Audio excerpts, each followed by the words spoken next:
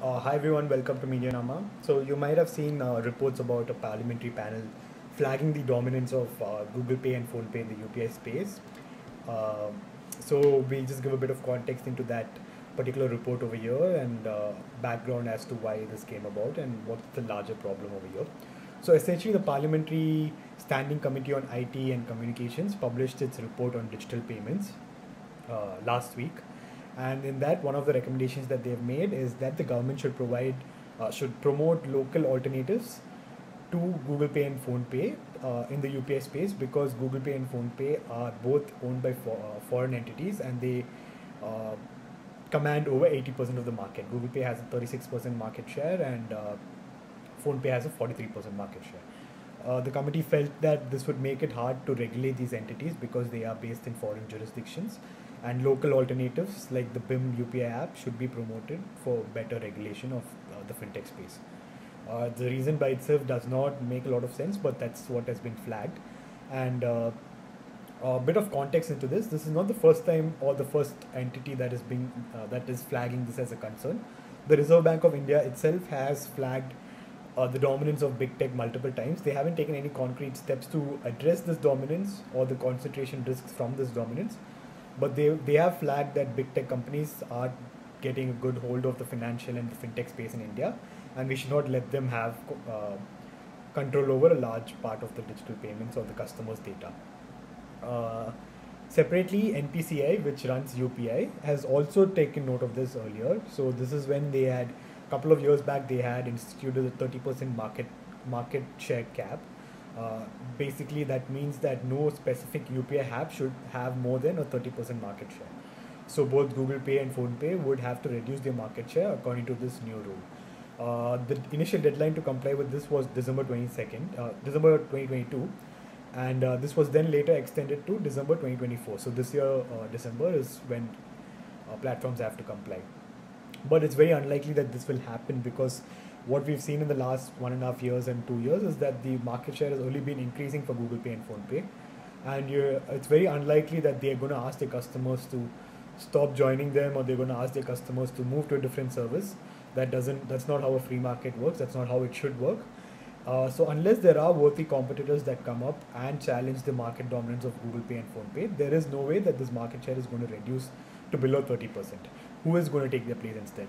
Paytm, which stands third with 12% market share, was gaining market share, but it now faces uh, a big problem because the Reserve Bank of India has placed a lot of restrictions on Paytm Payments Bank, which provided the UPI services for Paytm. So that's all now happening this month and last month, and there's a lot of uncertainty around how Paytm is going to come out of this. So we do not know if Paytm will be a worthy competitor to take over the market share of Google Pay and PhonePe. So that's about the UPI and the context with UPI. But the larger problem over here is NPCI by itself is a dominant entity in the payment space, which is another problem. So UPI commands over 60% of the market share in digital payments, and other popular digital payments include IMPS, NAC, or FASTag, uh, AEPS. All these payment methods and systems are controlled by NPCI, which is a private entity. So a private entity having command of over 60 to 70% of the digital payments, or even more than that, of a country is a concentration risk. Imagine if some company had like 80-90% market share. That would be seen as dominance, that would be seen as competition risk. That's what's happening with Google's dominance in the Android space. That's what's happening in Amazon and Flipkart's dominance in e-commerce space. So these are all concerns that should also apply to the payment space. So this is a problem, but this is not a problem that's new. RBI itself has taken note of this. Back in 2019, they said that NPCI is controlling a lot of critical payment systems and poses a concentration risk. And for this very reason, RBI came out with something called the New Umbrella Entity Scheme. The New Umbrella Entity Scheme basically allowed companies to submit proposals to create alternatives to NPCI to carry out various innovative payment technologies or introduce new systems or whatever. Basically, they had to compete with NPCI. But abruptly in 2021 or 2022, RBI scrapped this new umbrella entity plans. It just did not provide any reason as to why it stopped taking applications or determining applications, because later in 2023 they said that They did this because they did not receive any innovative solutions.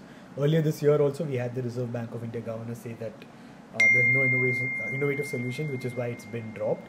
But that the final call is yet to be taken. So there is a glimmer of hope that the new umbrella entity scheme might still again rebound and come back, but the chances seem slim.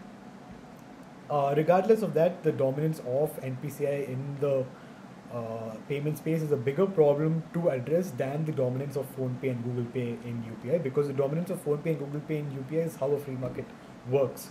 But the dominance of NPCI in the payment sector is not how a free market works, because NPCI has been getting a lot of push and support from the government to promote UPI, to promote digital payments. This effectively makes it hard or impossible for anyone else to come and set up entities to compete with NPCI. There is no framework available for entities to compete with NPCI as it currently stands, which is a bigger problem to be addressed.